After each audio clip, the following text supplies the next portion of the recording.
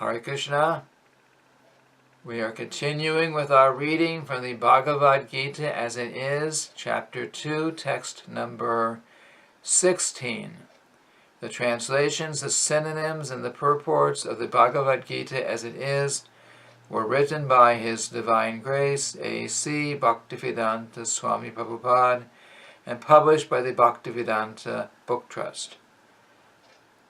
We will start with the Sanskrit verse. Nasato vidyate bhavo, na bhavo vidyate sataha, ubayor api drishtontas, tvanayos tattvadarshibhi. Word for word synonyms. Na, never. Asataha, of the non-existent. Vidyate, there is. Bhavaha, endurance. Na, never.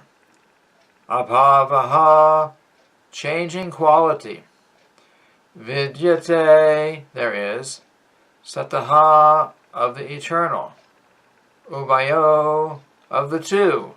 Api, verily. Drishtaha, observed. Antaha, conclusion. Tu, indeed. Anayo, of them. Tattva, of the truth. Darshibi, by the seers. Translation.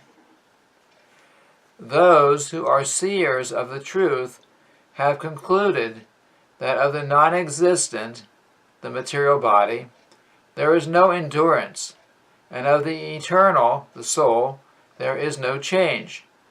This they have concluded by studying the nature of both. There is no endurance of the changing body. That the body is changing every moment by the actions and reactions of the different cells is admitted by modern medical science, and thus growth and old age are taking place in the body.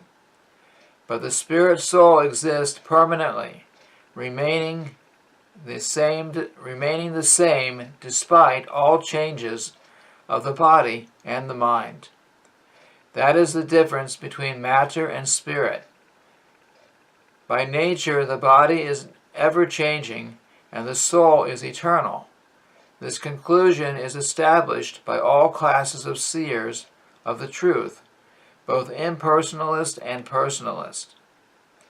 In the Vishnu Purana 2.12.38, it is stated that Vishnu and his abodes all have self-illuminated spiritual existence. Jyotingsi Vishnur Bhuvanani Vishnu.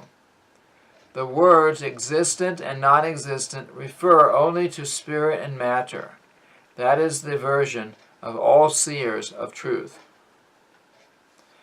This is the beginning of instruction by the Lord to the living entities who are bewildered by the influence of ignorance. Removal of ignorance involves the re-establishment of the eternal relationship between the worshipper and the worshipable, and the consequent understanding of the difference between the part and parcel living entities and the Supreme Personality of Godhead. One can understand the nature of the Supreme by thorough study of oneself. The difference between oneself and the Supreme Being understood as the relationship between the part and the whole. In the Vedanta Sutras, as well as in the Srimad Bhagavatam, the Supreme has been accepted as the origin of all emanations. Such emanations are experienced by the superior and inferior natural sequences. The living entities belong to the superior nature, and it will be revealed in the 7th chapter, as it will I'll read that again. The living entities belong to the superior nature, as it will be revealed in the 7th chapter. Although there is no difference between the energy and the energetic is accepted as the supreme, and the energy or nature is accepted as a subordinate. The living entities, therefore, are always subordinate to the Supreme Lord, as in the case of the master and the servant, or the teacher and the taught.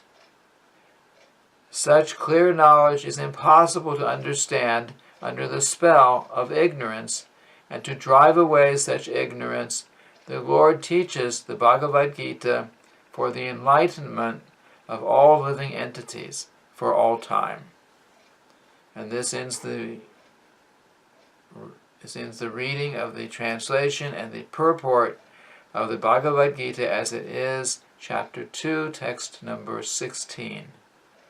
Thank you very much. Hare Krishna.